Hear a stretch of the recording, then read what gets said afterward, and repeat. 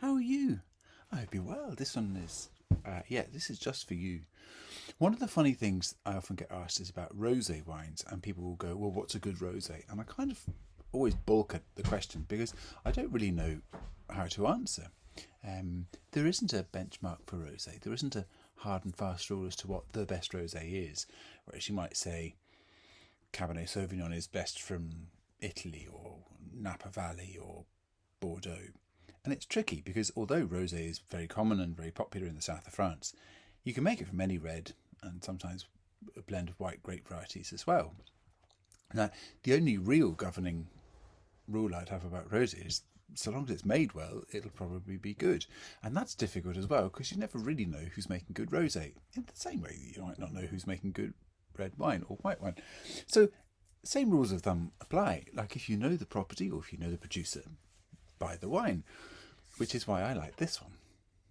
It's made by a very famous winery in Rioja called Muga, and they are really famous for very, very high quality stuff. That's fine, but what they do that's kind of really interesting is they use very, very old fashioned techniques, top modern technology, but really old fashioned techniques for making their wines, to the extent that they still use a mixture of egg whites to take out the suspended protein particles in the wine at the end. It's called a process called fining. Most people don't use egg whites, and they really, really do.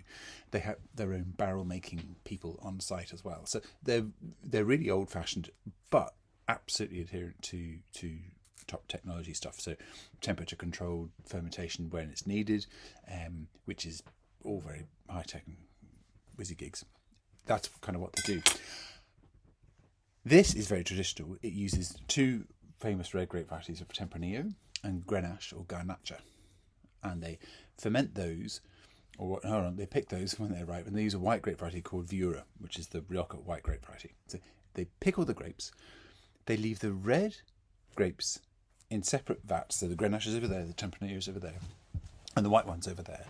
And they let the grapes sit in the vats for 5 hours only. Normally they'd be there for like 2 or 3 weeks. 5 hours only, and then they take away all the squished juice from the skins. They take the juice away, and that is enough. 5 hours, and remember, normally 3 weeks to get enough colour to make it that colour. Isn't that nice? Or it's kind of, oh no, I'm not rosé enough. Bits of me might be rosé. Bits of me are definitely wine this morning, tell you. So that's really interesting, and what it also does is give you only 5 hours gives you enough flavour in the wine to make it taste all that nice rosé sort of flavoury stuff, which is midway between peaches and roses and apricots and traditional white wine flavour things, as well as strawberries and plum and cherry, which is the red wine flavour thing.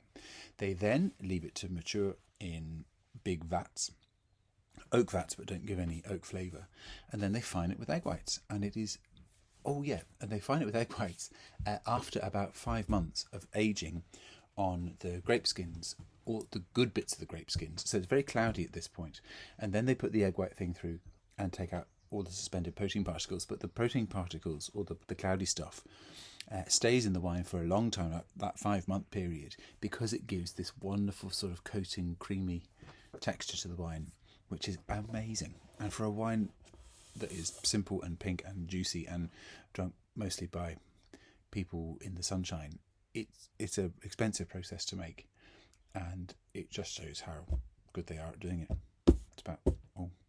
It's like the answer that you always give, which is, what shampoo do you use?